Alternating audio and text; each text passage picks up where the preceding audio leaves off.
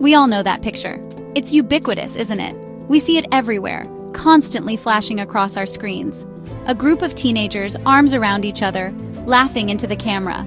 A seemingly perfect snapshot of friendship and joy.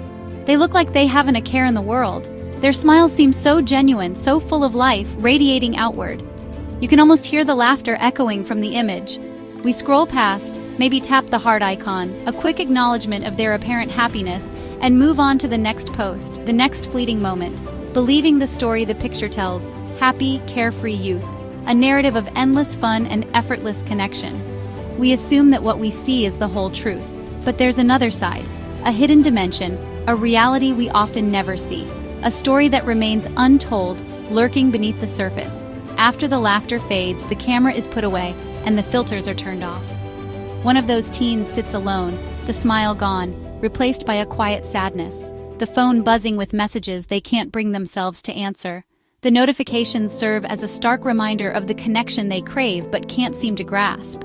The energy from the photo is replaced by a heavy silence, a palpable weight that fills the room. The silence screams louder than any shout. This is the hidden story, the one that doesn't make it to the highlight reel. What happens behind closed doors, where the weight of the world feels too much to bear, crushing them under its immense pressure. Many young people become experts at hiding their struggles, masking their true feelings with practiced ease. Perfecting the smile for the world, rehearsing the lines, playing the part of the happy, well-adjusted teenager. They don't want to be a burden, to trouble anyone with their problems. Or they can't find the words to explain the storm inside, the chaotic whirlwind of emotions that threatens to consume them. So they perform, putting on a show for everyone around them, hoping, desperately hoping, that someone will see past the act, recognize the pain behind the mask.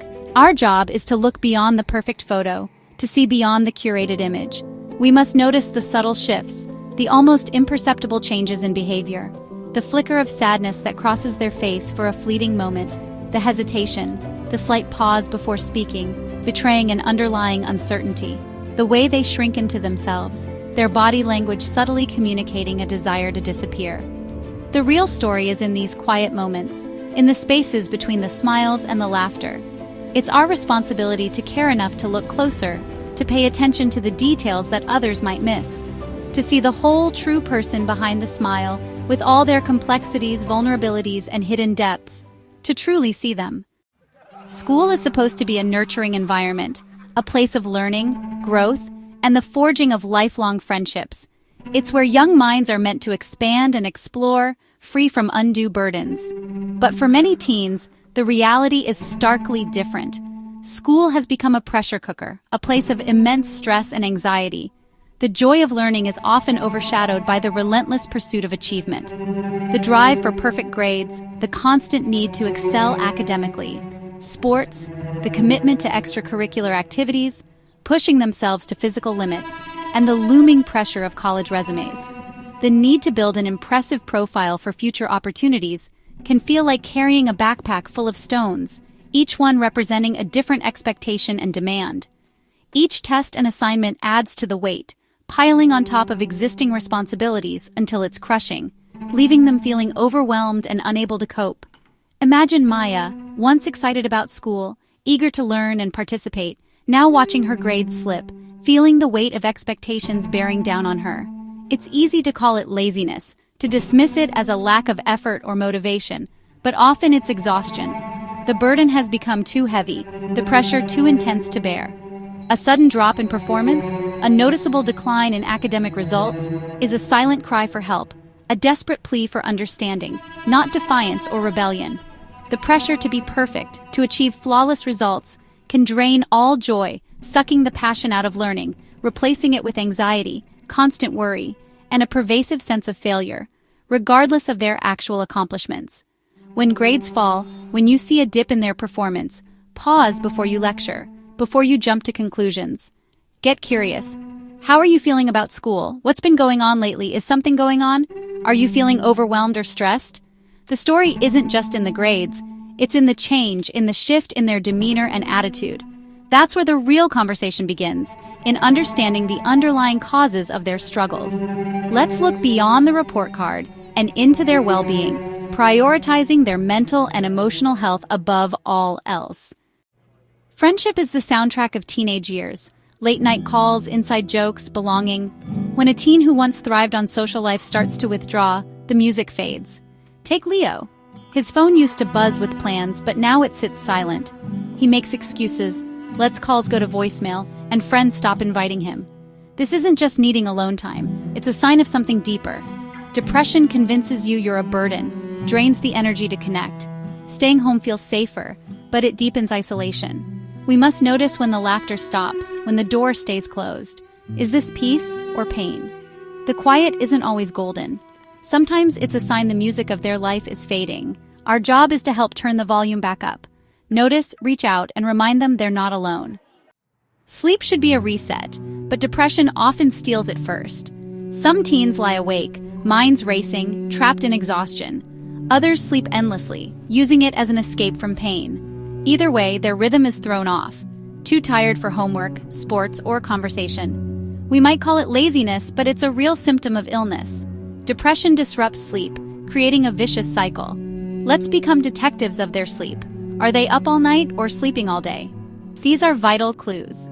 Instead of criticizing, approach with gentle concern. You seem really tired lately. Want to talk about it? Noticing these changes is the first step. It can help them find their way back to restful nights. And, eventually, to brighter days. Sleep changes aren't just habits, they're signals. Let's listen. Depression isn't always sadness, it can be numbness, a quiet gray that washes out all color. Joyful things feel empty, there's no spark. Imagine a girl who loved guitar, now it gathers dust. She shrugs. I just don't feel like it. The passion is gone, replaced by emotional flatline. This numbness is a defense mechanism, shutting down all feelings to avoid pain. But it blocks out joy too. Teens may feel hollow, like life is happening to someone else. This isn't a phase, it's a serious signal. When they say they feel nothing, listen and validate. That sounds really hard, I'm here. Emptiness isn't a choice, it's a heavy blanket. Our job is to gently lift a corner and let in some light. Even small moments of connection matter. Every teen needs privacy, but there's a difference between solitude and isolation. When a bedroom becomes a fortress, always closed off, pay attention. The open door is now always shut, music replaced by silence.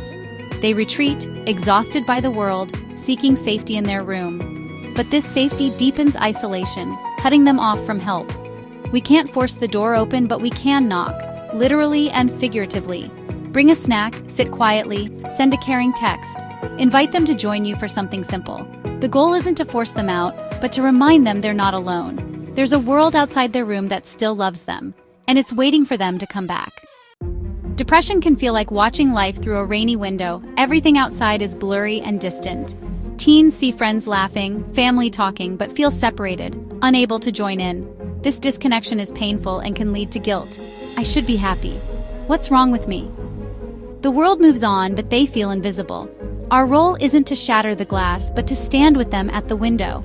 Acknowledge the rain. It looks gray out there today, doesn't it?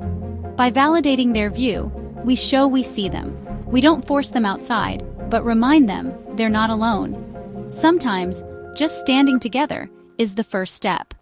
One day, they may be ready to open the window and let the light in. In the midst of hidden pain, we all have a powerful tool, a genuine question. Are you okay? Asked with real concern can be a lifeline. Don't ask on autopilot, choose a quiet moment, look them in the eye, and ask sincerely. I've been worried about you. Are you really okay? For a teen who feels invisible, this question can unlock the door. The answer might be a shrug, a no, or tears. Whatever the response, it's the start of a real conversation. They realize they don't have to carry the burden alone. If they say no, you don't need all the answers. Just be there. Listen. Say, thank you for telling me. We'll figure this out together. Those words shift the burden from me to we. It's the first step out of the darkness. Your presence matters more than perfect advice. Connection is the beginning of hope. Depression is not a life sentence. It's a challenge, a difficult chapter in a person's life, but not the final one. It can feel overwhelming, like an insurmountable obstacle, but it's crucial to remember that feelings are not facts. It's treatable, and there is always hope, even when it feels like the faintest glimmer. There are paths to recovery, strategies that work, and people who care and want to help guide the way. The journey back starts with connection.